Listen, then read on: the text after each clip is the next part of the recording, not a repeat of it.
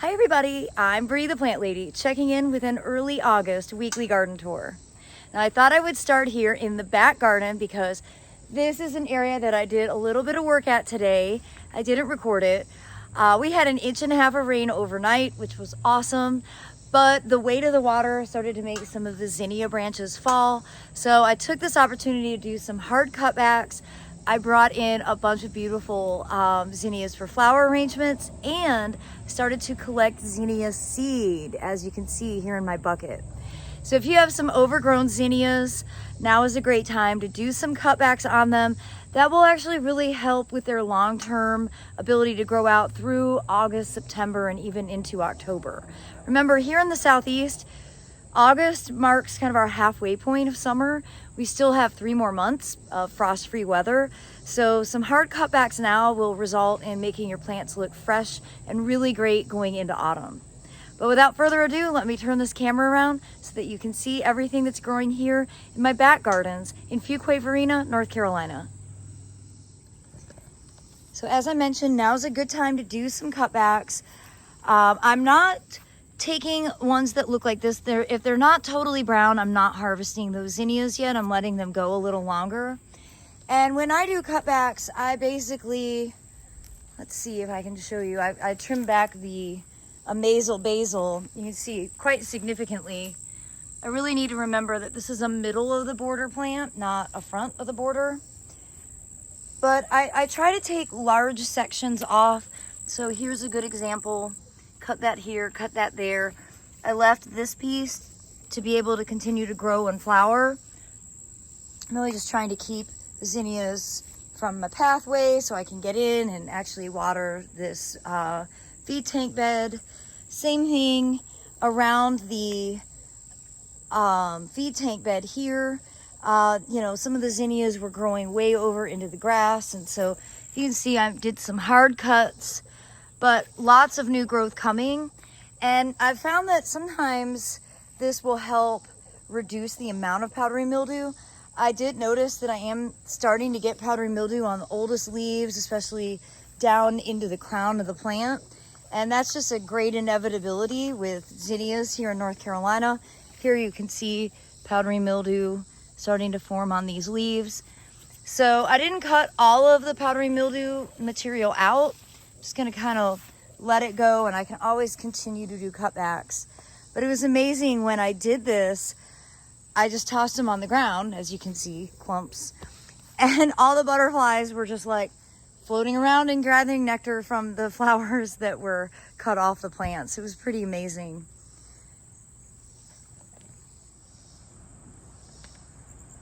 Well, I was hoping to have some monarch caterpillars, but I don't have any. I have something eating the leaves, but I don't think that it's monarchs. I have a lot of aphids on this milkweed, which is fairly normal. But I was hoping, since I had monarchs last week, but no sign of any monarch activity yet. And I know I showed the sesame last week. It's amazing how much it's grown in a week. And you can see why I always say it's like a foxglove that blooms all summer. It really is just a fantastic plant with tons and tons of blooms. And of course, every flower will turn into a seed pod. So you get a lot of sesame seed, even just from one plant. This is a self-sown plant, and it's doing really well right there. Little out of scale, but I don't care. They can actually get like 6-7 foot tall with really good soil and adequate moisture. So they're really impressive specimens, and you know, pretty clean foliage. Not a lot nibbles on this, including animals like deer and rabbits. They leave them alone. So good reason why sesame is a plant that you should include in your summertime warm season borders. I've just been sorting seed. Actually, all day long I've been sorting seed, and I found some buckwheat. I need to go ahead and toss some buckwheat into any of the areas that are open, because it'll totally fill in the gaps and be flowering for the fall open garden. And you know, that's my big push now, is to do some refinements in the bed so that everything will look good for Saturday, September 21st. So I did sort all the seed today. I actually combed through my seed refrigerator. Actually, I should walk over there and let you see my big accomplishment. It's still definitely a case of being a seed hoarder, but it's pretty well organized now. You see here, this is all like comfort seed, warm season. This is more warm season, which is all like not appropriate to sow now because it's August. And then this is my comfort seed cool season. This is like poppies and things that will get planted in the garden that won't get packaged. But I'm really happy to have it sorted and organized, and well, we're gonna get busy doing it so that I have a full accurate inventory to be able to post onto the website. And of course, all the fall open garden details are on my website, breegrows.com. You can just click on the link in the description to find out more information about the open garden. I'm really excited because for the first time, actually gonna have a really fantastic pottery person on hand selling her beautiful artwork. It's super unique. I found her when I was at a garden club event back in June, and well, I bought a ton of her stuff because it's just perfect gifts, and I was so excited when she said her schedule was clear and she could come be a part of my open garden. So I do hope you'll plan to attend. Remember, it's free, no registration, rain or shine, Saturday, September 21st, first day of autumn, from noon to 4 p.m.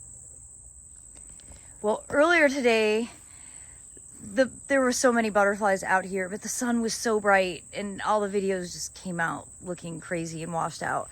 But this stand of phlox brings me a great deal of happiness. And, you know, I think one of the reasons it's so successful, partly it gets watered, but also last year I put more soil cube on top, and that helps retain more moisture. And I was thinking about my other big patches.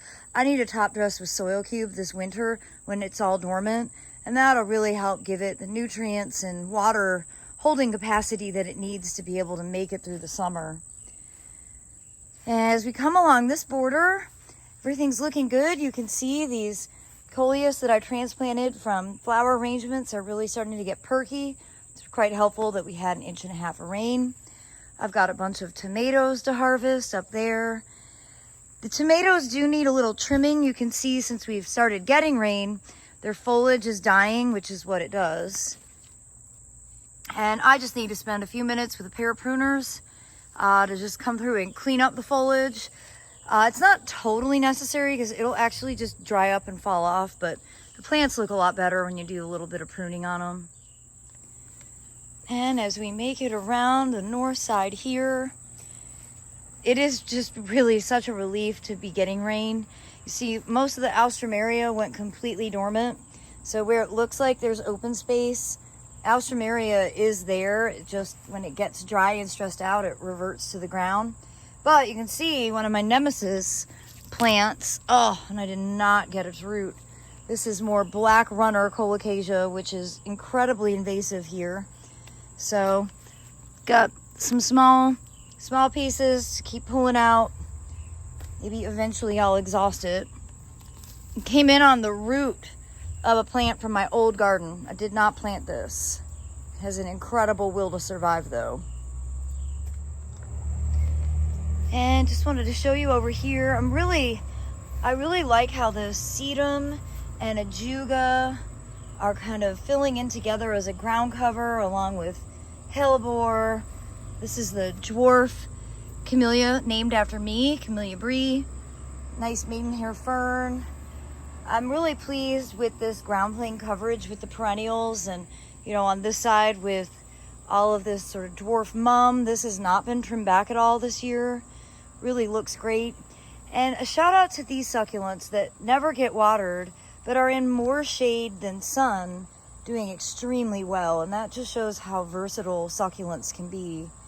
And that right there is Mangave Lavender Lady. And I think she's just one of the most beautiful succulents that has ever been created. Walking along this rear path, I haven't done much of anything in the garden this week. I've been gone all week. So I do need to trim back some of these bananas because they are in the pathway. And pleased to see how well the sequoia is doing. since I performed surgery on it back in the spring, and actually have eaten several figs this weekend, which is very exciting. Ooh, look, I see some. That's not quite right, but it will be soon. Very exciting. I'm gonna stop complaining about how big the figs are. So if they give me fruit, that satisfies my need.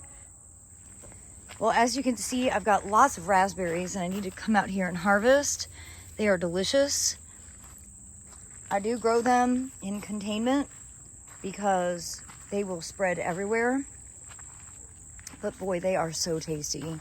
Nothing quite like having your own to eat. I'm gonna do a small plant sale at the fall open garden with plugs, some of which that I have left over from the spring, and a few that I'm gonna purchase from Hoffman. I'm gonna keep the plant sale a bit simpler this time, because I'm not gonna really be ready for doing any major planting until realistically November and December. Now over here along the north side, all the vegetables are doing great. I can't believe how big these peppers are. I probably do need to stake them a little better. They get quite heavy and then they break. So I've been having to harvest a lot of green peppers, even though they should mature to orange.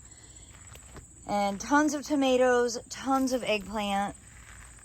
It is a very exciting time of the season, particularly for me. I'm allergic to everything. I've had a really bad week of eating at restaurants, and it's nice to be home knowing that I can eat safely and eat safely from my garden.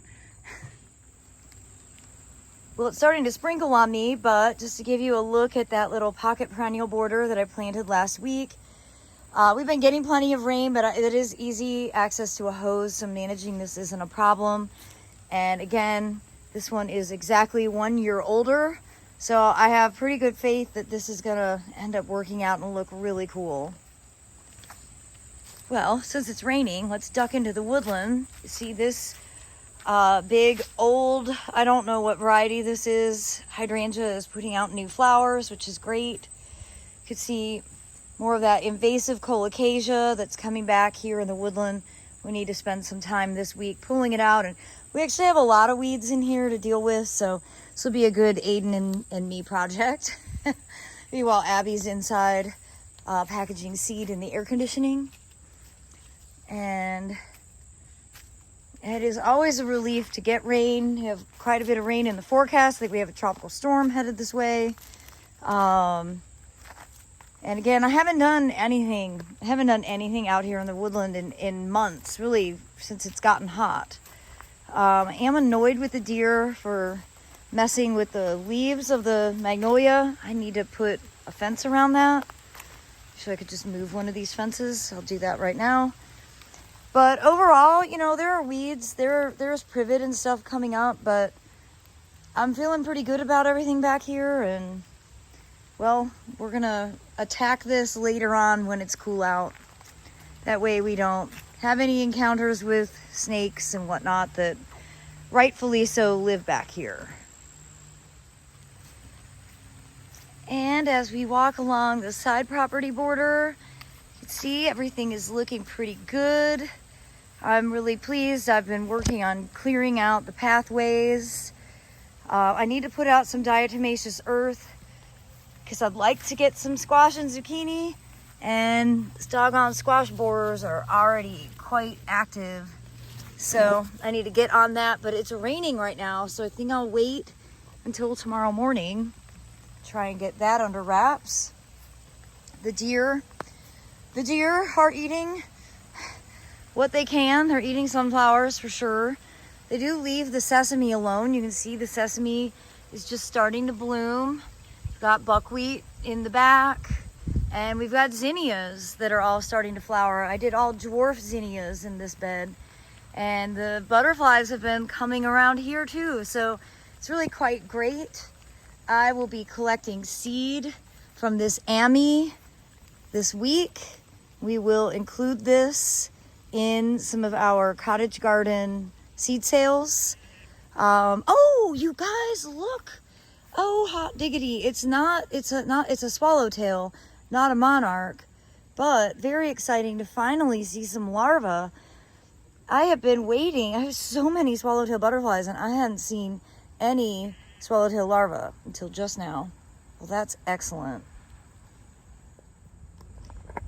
And despite the shade, I'm amazed at how well everything is growing over here under the sycamore. I do need to take some time and control the Telinum, because that is easily out of control. It already is out of control. It gets even worse.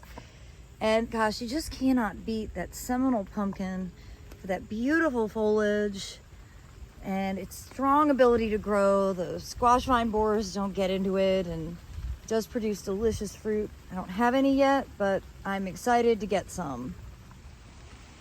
And as I walk along this border, the deer have been really busy. My cattle fence panels aren't really making that big of a difference. They are eating the okra like there's no tomorrow.